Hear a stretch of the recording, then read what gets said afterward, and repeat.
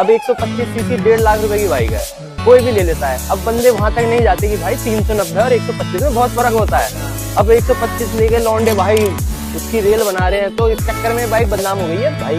ये जब मैंने ली थी ये थी 3,10,000 की, और अगर आपने छोटम छोट करी तो जो कंपनी देती है भाई वो भी नहीं, ये 15-20 का भी नहीं देती। तो दोस्तों बाइकिंग वर्ल्ड में ना हर बाइक की एक अलग अलग पहचान होती है, पर आज जिस बाइक के बारे में हम बात करने वाले हैं वो जितनी ज्यादा लोगों को पसंद है उतनी ही ज्यादा कुछ लोग उससे नफरत भी करते हैं। पता नहीं क्यों इस बाइक को छपरी का टैग दे दिया गया है। तो अगर आप इस बारे में समझ गए हो तो मैं आपको बताना चाहता हूँ, जो आज की बाइक हम रिव्यू कर रहे हैं वो है ड्यूक 390। तो भाई ये बाइक जितनी ज्यादा यंगस्टर में फेवरेट है ना, उतनी ही ज्यादा इसको हेट भी करते हैं। तो आज इसी के बारे में जानेंगे कि आखिर क्यों लोग इसको हेट करते हैं, और अगर आप इस व्हीकल को लेना चाहते हो तो क्या क्या चीजें आपको ध्यान में रखनी चाहिए। तो आज के इस बाइक के ओनर से हम बात करते हैं, जो कि मेरे बहुत ही करीबी दोस्त अनस पठान है।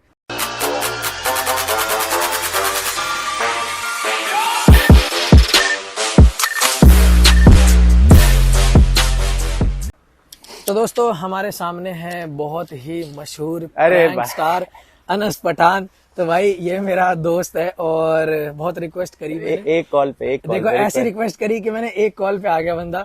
तो भाई ये है इसी की बाइक, और कौन सा 2020 मॉडल है? हाँ 2020 BS6 मॉडल है ये ड्यूक 390 का। उस टाइम नया ताजा BS6 आया। अच्छा ताजा BS6, तो मतलब लगभग ऑलमोस्ट साथ की थी हमारी बाइक। मैंने पहली तेरी वीडियो देखी, उसके बाद फिर खुद ले लिया, पर अपना बजट इतना महंगा नहीं था ना, तो डोमिनार ले लिया। ये जानना चाहता हूँ कि जब ये बाइक लेने गए तो भाई क्या पहली सोच थी कि मुझे यही लेनी है, और क्या ऐसा देखा कि एक बार में इसका मन बन गया? भाई सबसे पहली बात तो यार देख, ये ना नई बाइक लेने का ये वाली हटा दो। नई बाइक मतलब जब मैं लेने जा रहा था तो इस रेंज में ना मेरे को सेकंड हैंड बहुत अच्छी बाइकें मिल रही थी विद एग्जॉस्ट, जैसे बेनेली हो गई सॉरी, और जैसे बहुत सारे ऑप्शन थे, मेरे को याद भी नहीं। BMW की भी कोई दे रहा था। तो भाई पता है ये ना मैंने अपने पैसों से पहली चीज ली थी, और मैं ये सोच रहा था कि यार पहली चीज लूं वो भी सेकंड हैंड, बस इस चक्कर में मैंने ये ले लिया। और भाई ये बाइक मुझे पता नहीं लोगों ने क्यों बदनाम कर रखी है भाई, क्योंकि पता है इसमें ना इन्होंने क्या गलती करी है, इन्होंने 3-4 वो सीसी निकाल दिए। अब 125 सीसी 1.5 लाख रुपए की बाइक है, कोई भी ले लेता है। अब बंदे वहां तक नहीं जाते कि भाई 390 और 125 में बहुत फर्क होता है। अब 125 लेके लौंडे भाई उसकी रेल बना रहे हैं, तो इस चक्कर में बाइक बदनाम हो गई है। बाकी भाई बहुत इस रेंज में इससे तगड़ी बाइक नहीं है भाई मेरे हिसाब से। भाई ये बात मैं एग्री करता हूँ कि मुझे भी आज तक समझ नहीं आया लोग आखिर क्यों इसको बदनाम कर चुके हैं कि छपरी बाइक। ऑनेस्टली बताऊं, इसको पालना आसान बात नहीं। बिल्कुल भाई डोमिनार मेरे पास भी है, इंजन दोनों का सेम शेयरिंग होती है, बट इसका जो सर्विसिंग कॉस्ट है, इसकी जो चीजें है ना, वो डिफरेंट ही लीग पे है।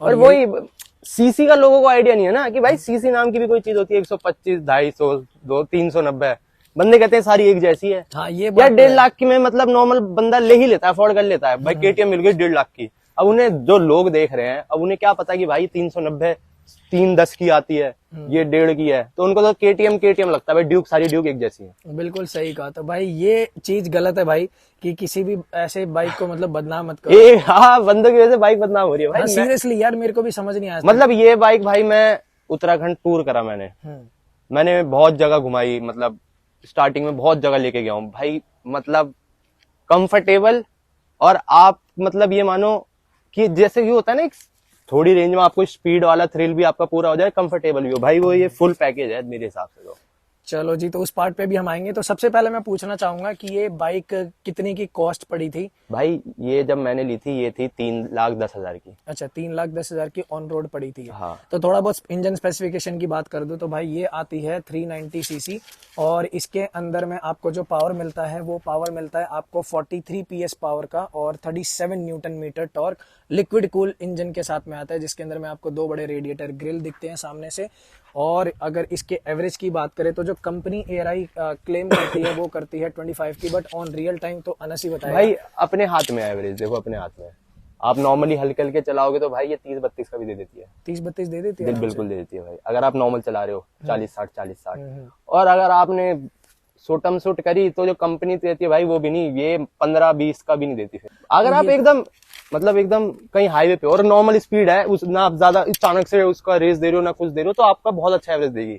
पर आप बीच बीच में आपकी आदत ये बीच बीच में आपको शौक है भैया झटके मारने से बदनाम हो रखी है भाई। हाँ तो भाई 15-20 का भी बहुत मुश्किल से देती है। अच्छा, तो अच्छा, बहुत लोगों का मिथ है कि इसके अंदर में जो फ्यूल है वो नॉर्मल नहीं डलता, मतलब जैसे कि नहीं कहा नहीं, था अरे ना, नॉर्मली 95 डलवा रहा हूँ भाई, मैं तो कब से नॉर्मली डलवा रहा हूँ। आप पे ज्यादा पैसा है तो आप पावर डलवा लो, बाकी तो नॉर्मल में बहुत अच्छा, अच्छा। स्टार्टिंग से नॉर्मल डला है। स्टार्टिंग से नॉर्मल डलवा है, अच्छा। कभी लाइन वाइन लंबी होती है तो मैं पावर डलवा लेता हूँ, उसमें कम होती है। अच्छा, कितने लीटर का टैंक है इसका? भाई ये नहीं पता मेरे को, ये मतलब 1100 में फुल हो जाती है ये, मान लो। 1100। तो हाँ। मेरे हिसाब से जो मेरा मानना है कि 3 लीटर इसके अंदर में पहले से पेट्रोल होता है, तो इसका भी 13 लीटर के आसपास ही टैंक पड़ता होगा। और दूसरी बात मैं ये जानना चाहूंगा कि अभी तक जो 2 साल का एक्सपीरियंस है, इसमें जो मतलब एक सर्विस उसका एक्सपीरियंस, और दूसरा इसके जो बाइक की क्वालिटी है कि मतलब मुझे ऐसा लगा हो कि यार ये चीज तो बड़ा ही जल्दी जल्दी टूट जाता है या फिर ऐसा खराब होता है, तो वो उसमें क्या मतलब? भाई मुझे जो सबसे गंदी चीज लगी वो इसका, एक तो एक क्लच वायर बहुत जल्दी खराब हो गया भाई, और दूसरी ये चेन। अच्छा, चेन सेट बहुत ज्यादा जल्दी, मतलब ये मानो जो ये चेन सेट का वो होता है ना, जो एक गोल वाला होता है, गरारी होती है, क्या कहते हैं उसको, हाँ हाँ, वो एकदम ओके है, पर ये जो है ना चेन एकदम लूज हो गई है, चेन लूज हो गई बिल्कुल, बहुत ज्यादा जल्दी। मतलब चेन सेट चला गया। हाँ। अच्छा, मैं ये जानना चाहता हूँ कि ये 2 साल के अंदर में कितनी किलोमीटर चली है? भाई ये चली है 15,000 भी नहीं चली होगी ये, 20,000 होने वाला है। अच्छा, 20,000 किलोमीटर ये चल चुकी है, मतलब 19,240। हाँ। अच्छा, जो ये BS6 बाइक है और या फिर ड्यूक 390 है, इसके अंदर में ना जो सबसे बड़ा मेजर प्रॉब्लम मैंने देखा है कि ये हीटिंग इश्यू बहुत करती है। नहीं बिल्कुल नहीं। कभी ऐसा हुआ है? नहीं अच्छा, भाई, बिल्कुल कितनी नहीं। लॉन्ग ट्रिप मारी है इससे? भाई मैंने पूरा उत्तराखंड सर्किट मारा था एक बार। अच्छा, कितना अप्रोक्स किलोमीटर होगा? मतलब ओवरऑल? हाँ, ओवरऑल। भाई वो होगा ओवरऑल आपका 1500 किलोमीटर या 2000 किलोमीटर। 1500 किलोमीटर पूरा? हाँ भाई। भाई तो उसके अंदर में कभी ऐसा लगा कि हीटिंग इश्यू आ रही है? बिल्कुल नहीं। कभी मतलब वो तो ये मान लो हम पहाड़ों पे थे, ठीक है, नॉर्मल भी गर्मियों में चलाता हूँ, मुरथल वुरथल भी गया हूँ भाई बाइक से, मुरथल अच्छा खासा डिस्टेंस हो जाता है गर्मियों में। हाँ हाँ। हीटिंग की प्रॉब्लम तो मेरे को कभी भी नहीं लगी इसमें। अच्छा, वो कभी भी इसके अंदर में इसके अंदर कभी नहीं लगी भाई। अच्छा जी। और एक मुझे ये चीज पूछना है कि जैसे इसके अंदर में क्वालिटी फिट एंड फिनिश में कोई गड़बड़ है? क्योंकि कई लोग इसको क्लेम करते हैं कि जो इसका ये है हेड, ये ना कई बार लूज हो जाता है जिसकी वजह से इशू आती है, या फिर कहीं कोई ऐसा लगा है कुछ दिक्कत? भाई मेरे हिसाब से तो भाई बिल्कुल इन्होंने परफेक्ट बनाई है, मेरे हिसाब से कोई दिक्कत लगती नहीं। कभी ऐसा कुछ प्रॉब्लम फेस नहीं करी? नहीं नहीं नहीं, बस ये जो 2-4 चीजें हैं वो बहुत ज्यादा, मतलब यार 20,000 किलोमीटर कितना होता है 2 साल में? मतलब ये चेन सेट चला जाना, ये चला जाना, ऑयल की भी, ऑयल स्टार्टिंग में तो मतलब मुझे ऐसा लग रहा था कि लीक हो रहा है, फिर ना इसमें एक बार निशान भी आता रहता था, तो उसने बोला कि सेंसर वेंसर की कोई दिक्कत है, ऑयल ठीक है आपका फुल है। इन 20,000 किलोमीटर में कितनी सर्विसेज बाहर से कराई है और कितनी सर्विस कंपनी से कराई है? भाई जो 3 सर्विस होती है कंपनी की, उसमें से मैंने 2 कंपनी से करवाई है, क्योंकि उस टाइम कोरोना चल रहा था, और 2 सर्विस मैंने अभी तक बाहर से कराई है बस। तो अब जो कंपनी का जो चार्ज आया था वो कितना आया था? भाई सच्ची बताऊं मेरे को यार याद नहीं, कंपनी में क्योंकि मैंने फ्री वाले करवाया था, उस टाइम 1500 या 1000 रुपए आता था। 1500-1000 रुपए? हाँ, वो तो मतलब एकदम हाँ नॉर्मल सर्विस थी उसमें, वो फ्री वाला जो देते हैं स्टार्टिंग में नई बाइक जब लेते हो। हाँ हाँ, लेबर चार्ज नहीं होता उसमें? हाँ, बस नॉर्मल सर्विस थी। और बाहर से यार देखो, सर्विस करने वाला बंदा अच्छा होना चाहिए, जरूरी नहीं आप कंपनी से कराओ। ये बात मैं भी मानता हूँ वैसे कि भाई अगर आपको नॉलेज होनी चाहिए, आप बाहर वाले बंदे से भी अच्छी सर्विस करवा सकते हो। सर्विस में होता ही क्या है यार, सारी चीजें वही करते हैं जो वो करते हैं। अगर टेक्निकल फॉल्ट आ जाता है तो बाहर से बंदा समझ ही नहीं पाएगा इस बाइक में, आपको फिर कंपनी ही जाना पड़ेगा। और यार इसके पार्ट मतलब सस्ते ही हैं यार, महंगे इतने हैं कहाँ। वो जैसे इसका ब्रेक था, उसने कहा भाई जो लगा हुआ आता है वो अलग होता है, नॉर्मल ब्रेक उसने बताया 500 रुपए का। डिस्क पैड जो होता है, वैसे कंपैरिजन करें मेरी वाली बाइक से तो सस्ता है, मतलब महंगा है।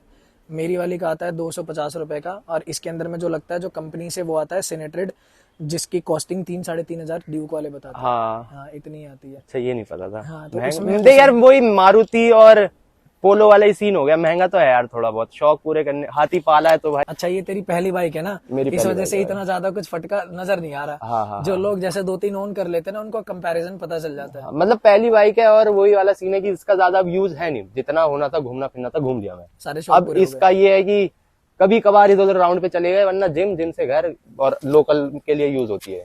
अच्छा, इन 2 सालों में ऐसा कुछ लगा है कभी कि यार मेरे को ना इस मतलब बाइक में ये चीज थोड़ी सी ऐसी मिली होती या वो चीज ऐसी मिली होती ना, तो शायद ये थोड़ी और बढ़िया रहती? परफेक्ट भाई, कभी ऐसा कोई दिक्कत? कुछ भी नहीं, परफेक्ट। मुझे तो आज तक कोई हीट की प्रॉब्लम नहीं लगी, कोई ऐसा नहीं हुआ कि भाई कहीं ओवर हीट होकर रुक गई हो या कुछ, मतलब मेरे साथ कोई इशू ही नहीं आया भाई, कभी भी नहीं आया? कभी भी नहीं। बीच में उसका इशू आ रहा था इसमें कोई सेंसर वेंसर खराब हो गया था, तो वो भी ज्यादा पैसे नहीं लगे, नॉर्मली 2-3 हजार रुपए में कंपनी से सही हो गया था। क्विक शिफ्टर वाली है ना? हाँ क्विक शिफ्टर है। कभी यूज किया है? हाँ हर बार। तो कैसा मजा आता है? मजा आता है यार, मतलब क्विक शिफ्टर ये मान भाई, मेरे पापा के पास पैशन थी, वो पुरानी होने के बाद वो भी क्विक शिफ्टर ही हो गई थी। क्लच की जरूरत ही नहीं थी उसमें भी। तो मुझे तो बहुत पहले से आइडिया था इसमें, अब मुझे ऐसा पता चला कि ऐसा कोई फंक्शन भी आता है। मैं पापा की पैशन से यूज कर रहा हूँ ये क्विक शिफ्टर।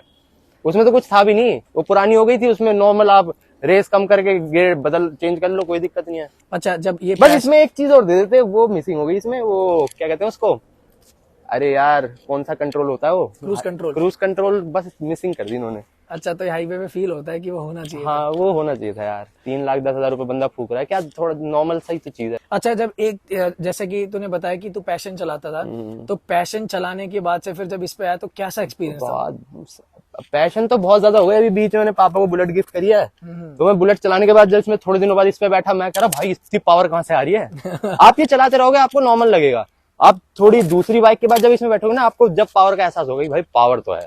कभी डर लगा है कि हाँ यार एकदम से इनिशियल पे कि इतना पावर है यार? स्टार्टिंग में था कि बंद हो जाती थी, कभी भाई व्हीली लग गई, अंदाजा नहीं था, हम पैशन चला रहे थे, कभी गलती से ऐसे हुआ व्हीली लग गई, ब्रेक ज्यादा जोर से मार दिया, स्टॉप ही लग गई। लग जाती थी? हाँ भाई बड़े प्यार से। बहुत ज्यादा। वैसे तो इसका एक नेक्स्ट जनरेशन आ चुका है, तो तेरे हिसाब से, वैसे अभी तो मैंने भी नहीं चलाई, तूने भी नहीं देखा होगा, वैसे सिर्फ रिव्यू देखा होगा, तो अगर तुझे लगे कि इसके अंदर में कुछ अलग से चेंजेस मारना हो कंपनी को या कुछ क्रूज कंट्रोल दे दें, और भाई इसकी एलईडी तो मैं बहुत ज्यादा खुश हूँ, एलईडी का मुकाबला नहीं है। हम जब, और ये बात का मुझे अंदाजा कब हुआ था, जब हम गए थे उत्तराखंड वाले ट्रिप, बता रहा था पूरा सर्किट मारा था भाई, इसकी एलईडी अंधेरी रातों में कंपनी फिटेड, वो भी इसमें तो मेरे बीम वीम भी नहीं है, वो पूरा ऐसा ब्राइट करके वो है ना इसका फोकस एलईडी का, बहुत बढ़िया भाई। बंदे मेरे को सबसे पीछे रखते थे, कहता भाई तू एलईडी जला के रख। अच्छा, कभी ऐसा फील नहीं हुआ कि यार थोड़ी लाइट और ज्यादा होती तो? बहुत है भाई, तगड़ी बहुत। आपको यहाँ नहीं पता चलेगा, जब मुझे भी पता नहीं चलता था, जब मैं उत्तराखंड ट्रिप पूरे अंधेरों में हमने बाइकें घुमाई ना, जब मुझे पता चला कि भाई बहुत ओके है।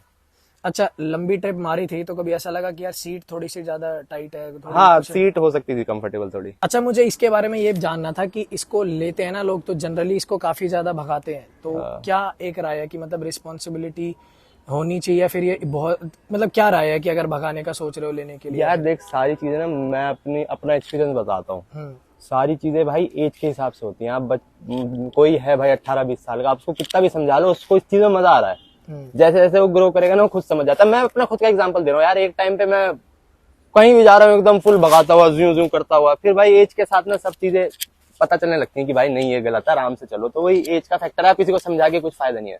और तूने एक और चीज पूछी थी कि ये इसकी हैंडलिंग वेल्डिंग, भाई मेरा एक्सीडेंट हुआ था, मैं तेरे को क्लिप भेज दूंगा, शायद तूने देखा भी होगा।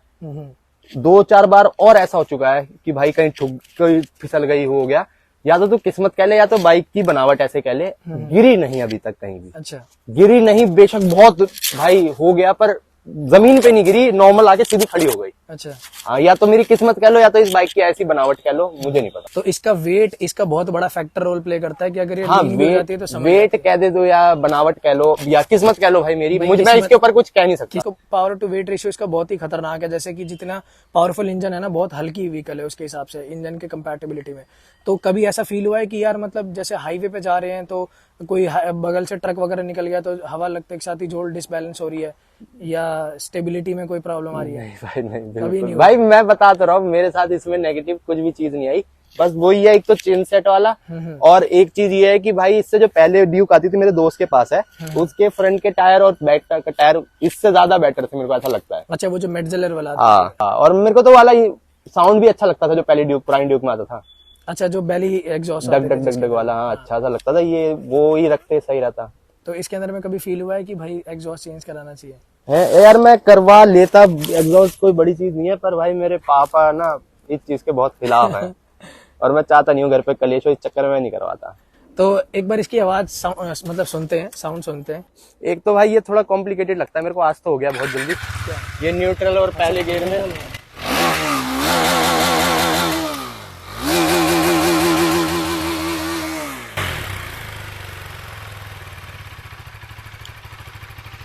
तो भाई कुछ इस तरीके से आवाज मिलती है। आपको थोड़ा सा ओवरऑल बता दूं कि इसके अंदर में मोनोशॉक सस्पेंशन पीछे आता है, WP के सस्पेंशन आते हैं इसके फ्रंट में, USD फोक। तो ये थी ओवरऑल टोटल एक्सपीरियंस इसका। तो दोस्तों यही थी हमारी एक ओनरशिप रिव्यू, टोटल 20,000 किलोमीटर चली हुई ड्यूक 390 BS6 एडिशन का। क्या क्या चीजें दिमाग में कंसीडर करनी चाहिए और क्या माइलेज मिलता है आपको, हिटिंग इशू था, जो भी इसके मिथ्स है वो सारे के सारे होपफुली आपके डाउट हुए होंगे। तो अगर आपको ये वीडियो किसी भी रीजन से अच्छी लगी है तो वीडियो को लाइक कर देना, चैनल को सब्सक्राइब कर देना।